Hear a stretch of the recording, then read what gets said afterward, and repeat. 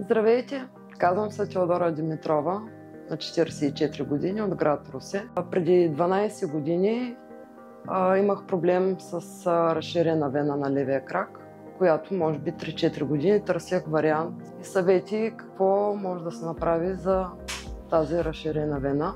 И така, случайно гледайки телевизия, разбрах от предаването на Гала за доктор Галили. Всичко така ми звучеше много невероятно, като някаква магия, но в крайна сметка реших, че това е най-безопасният метод, четейки до него момент нямах представа какво е това склеротерапия.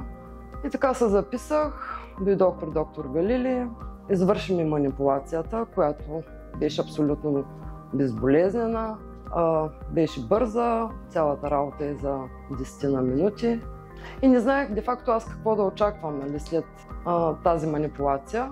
В края на краищата минаха 3 месеца, вената изсъхна, скри се, нямах абсолютно никакви оплаквания, никакъв период за възстановяване.